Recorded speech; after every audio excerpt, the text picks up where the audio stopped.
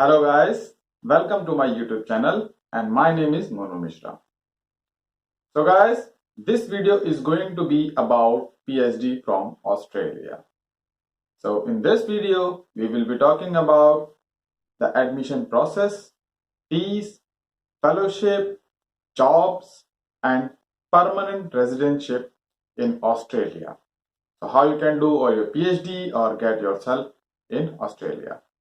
And for this video, I have specially invited Mr. Abhishek Arya, who is doing his PhD and also working as a teaching associate in Monash University, Australia. So I have a couple of questions that I will ask Mr. Abhishek and hope you can learn a lot of information from this video. So if you have not subscribed my channel, I would request you to please subscribe this channel and press the bell icon so that you do not miss any updates from my channel. And you can also follow me on social media platforms whose link is given above. So let's get started with this video and stay tuned till the end. Thank you. Let's get started.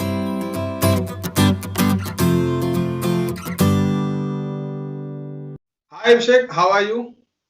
I'm good. How about you? I'm good. So how is it going in Australia? How's life as Australia? So far, it's good for me, and Australia is treating me well. And yeah, I like the environment here and the weather most. Yeah. So can you please introduce yourself? Hi everyone. I am Abhishek, and I am doing PhD from Monash University. I have completed my first year here, and I'm further processing my research here. Yeah. Okay. So as you know that this video is going to be for the viewers who are willing to apply for PhD in Australia or some other places. So I'll be asking you a couple of questions so you can answer so that they can prepare accordingly. So the Yes. first question I would like to ask is why did you choose Australia for your PhD? In the field I am working, I'm working actually in nanotechnology, carbon-based materials. So for me, the university I chose has the best department and has the leading supervisor, which I chose. So that's why I chose the Monash University. Though I applied for several universities, but those were the leading people of according to my field. So that's how I chose this Monash University. And how does this process started? What was the informal process and what was the formal process you followed for your PhD application? Okay. Informally, I mailed to the particular department in which I wanted to go in, and to the particular professor. Some of them replied to me, some of them did not. But somehow first I mailed to those professor, and they asked me for go into that interview, and then formally they told me to apply through the applicational procedure, but I was in contact with the professor, so the application went through, and then they So, helped me. so is it Yeah. like you have to apply informally first, then you can apply formally? So there are Yes, more chances of getting accepted. informally you have to find a professor first, and then you can apply for the formal procedure. Okay. So in your formal procedure, what were the documents required? Like what documents you sent in the application package? Okay. For me, I had first of all I arranged a motivational letter, reference letters, and I also wrote a research proposal, and my transcript was there, and I also had a IELTS certificate. Okay. So yeah, that was the main certificates was there. These were there. Okay. Okay.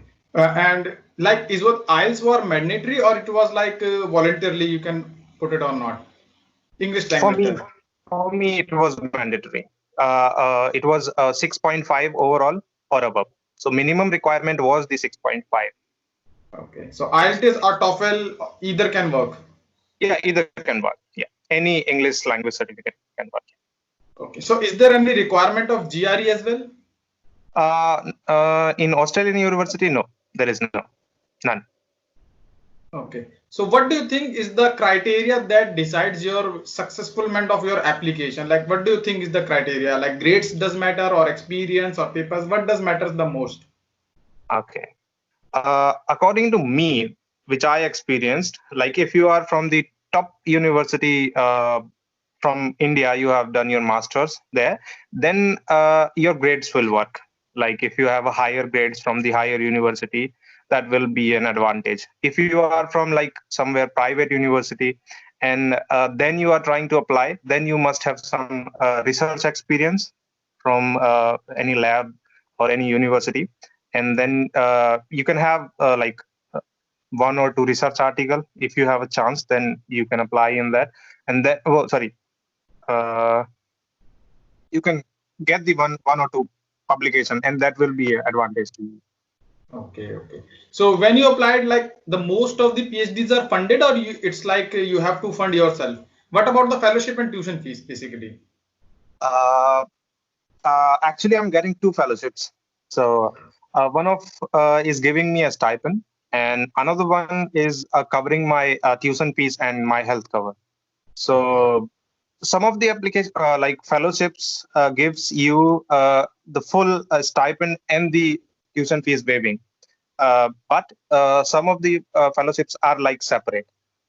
But in most of the cases, if you are doing PhD, you do not have to worry about any tuition fees and your medical care. These fellowships will take care. Okay. What is like the average amount of fellowship you get? Like what is the average amount I in am, Australia? yeah. I am getting 27,000, around 27,000 per year dollars. Okay. Yeah. It is taxable or it's like nothing? No, no, no. It's not taxable. And it is good to cover all your living expenses? Uh, yes, yes, yes. It is more than enough. It is more than enough. You can save around 600, $700 a month if you are Okay. living a good quality life. Like if you are having a good life, yeah. Like if you are in a single room and you are living in that, and you're spending a good amount on your food, then still you can save like $500 or $600 per So month. Yeah. basically, whatever you get is good for your living, and you will, and at the end, you will reach by saving something. It's not like you will exhaust everything. Okay. Yes. Here in Australia, yeah, you will save Okay. something. And what is like the average PhD duration in Australia? In India, it's like 5 years. What about Australia?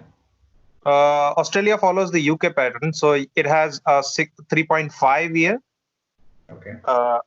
that duration, but it can be extended up to four years. Depends on your project, depends on your research topic in which you're working.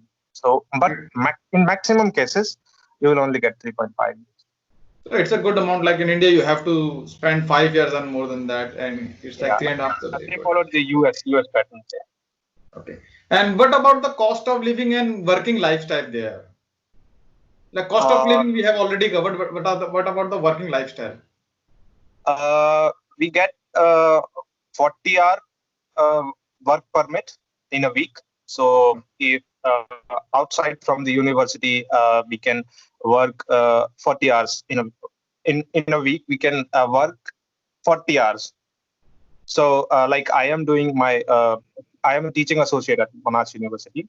So in a week, I mostly do like 6 or 8 hours. So yeah, you can work, and there are job opportunities are also there, but it depends on you how much quality do you have. So Okay. it is at my like it is my personal advice to those, like if you are coming here, you should have like some skill if you want to work, uh, except your PhD.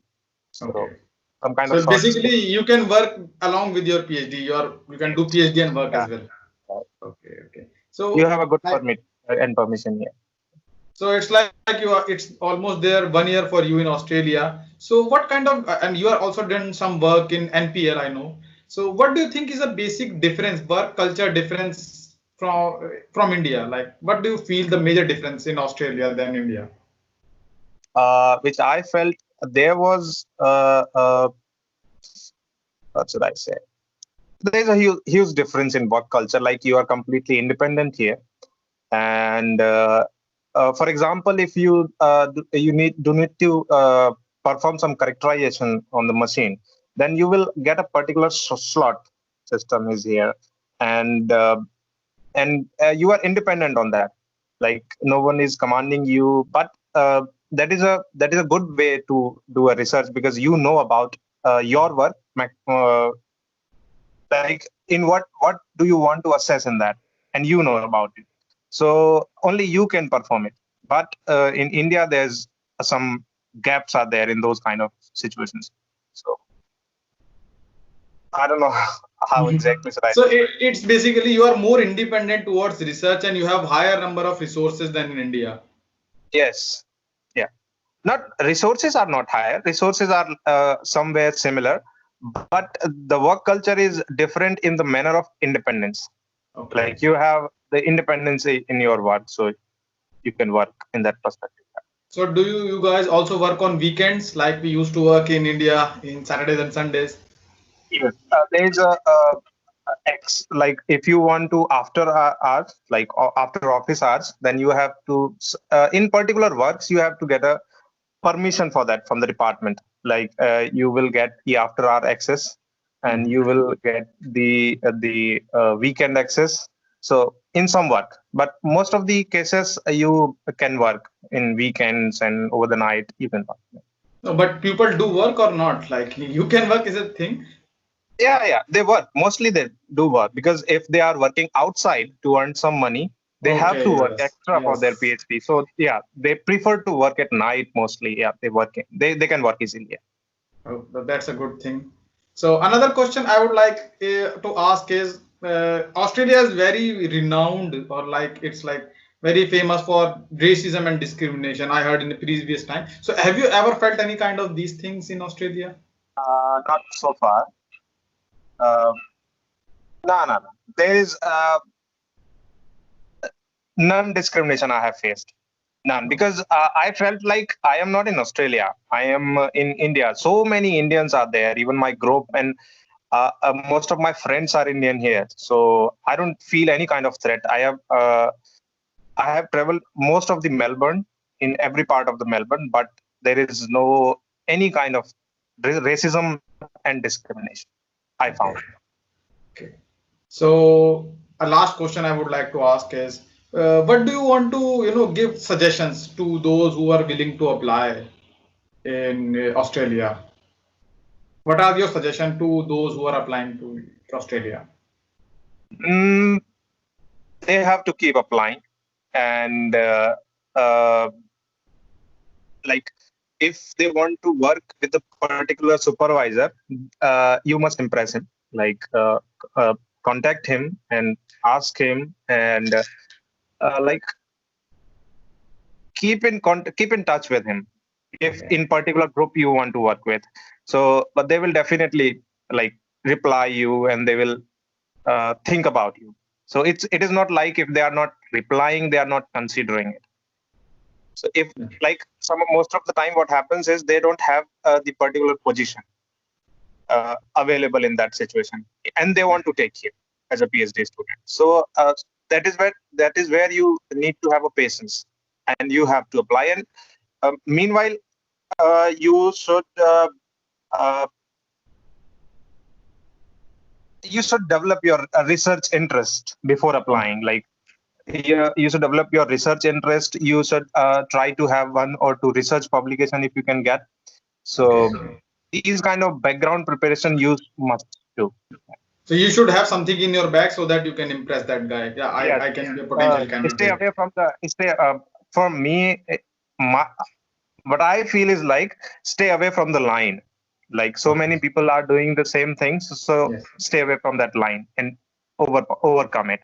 So that's how you can, like you have to find out like how can you do it Okay. and find out in it. And one more thing is, what is the scope after PhD? Like, would you get absorbed, or is there any job opportunity after PhD in industry, or something like that, or you get some PR visa, or you stay in Australia? Uh, but what I felt here is it depends time to time. But Okay. right now, it is easy for like for engineers, for PhDs. they can easily get PR. And but about the job, it depends on your skills. Like if it is an industrial based with the project, you can get easily absorbed here. So Okay. yeah, there are huge opportunities. It's not like India, like there are too many PhDs, but the job is very rare. Because we have a large population and that creates a huge competition. So we cannot blame in particularly India for that. But yeah. So that's a good thing. So that's why that was very good information I learned from you from for Australia, and I hope this will be quite useful for the audience as well. And I would like to thank you for your time because it's too hard to get time, and we have a lot of time difference as well from India and Australia. So I would like to thank you, sincere thanks to you, Abhishek, for giving some Thank time you. for this, Thank and you to you too. because You are I know we doing, have suffered a lot, but now from because yeah, of you guys, the future applicants won't suffer that much. They will have in-hand yeah. information. So thank you very much, Abhishek, for your information. And I hope if there will be any further questions, I will come to you as well, and we will discuss it if something comes in the comment Definitely. section. For sure. For sure. Thank you. So, so guys, I think this video was quite informative and you would have learned a lot of things from this. If you still have any questions, you can put it in the comment section. And if you want to ask anything else or you want to suggest me to make some changes in the video or some additional question you would like to add up, please put it in the comment section as well. And those who have subscribed, a big thumbs up and thanks to all of them. So this is all for today. Let's meet in the next video with some more information about some other country. Thank you very much for your patience and watching this video. Stay tuned. Let's meet in the next video. Thank you.